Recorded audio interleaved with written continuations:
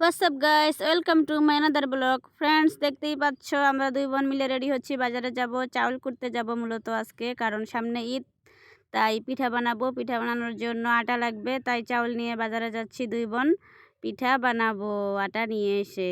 তাই তোমাদের মাঝে চলে আসলাম শেয়ার করার জন্য। দেখতেই পাচ্ছ আমরা মিলে চাউল দিয়ে দিলাম, ওইদিকে চাউল করতে থাক আর আমরা এদিকে বাজার করতে থাকি। চলে আসলাম প্রথমে শুটকির দোকানে, শুটকি নিলাম, তারপর চলে আসছি এখানে রসুন নিব, তারপরে পেঁয়াজ নিব, আদা নিব, আর এদিকে বোনের অবস্থা গরমে কাহিল হয়ে গেছে। তারপর আমরা চলে গেছি গরুর জন্য ফিট নিব, তারপরে বাবুর জন্য আইসক্রিম নিয়ে আমরা এখন চলে আসতেছি বাসায়।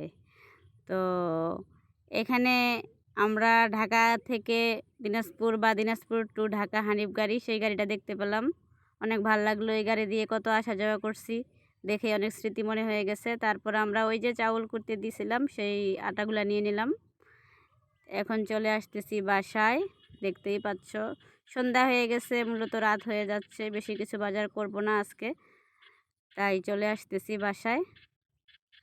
ও, আমরা কিন্তু চাউলের বস্তা নিয়েছি, হ্যাঁ, কারণ সামনে ঈদ, বাসমতি চাউল না হলে হয়, তাই চাউলের বস্তা নিয়েছি, তোমাদেরকে দেখাবো। আর হ্যাঁ, বাসায় এসে দেখি কারেন্ট নাই, তাই বাহিরে আমরা আম কিনে নিয়ে আনছিলাম।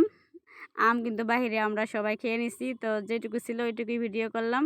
জিরা নিলাম, মূলত আমার মশলা আছে, তোমরা সবাই জানো। তারপরেও আমি অল্প করে জিরা নিলাম, আদা নিলাম, রসুন নিলাম, পেঁয়াজ নিলাম। আদা রসুনও আমার পেস্ট ফ্রিজে রাখা আছে, করে রাখছি, তারপরেও নিলাম। আর এই যে আমার চাউলের বস্তাটা, বাসমতি চাউল নিলাম, ঠিক আছে।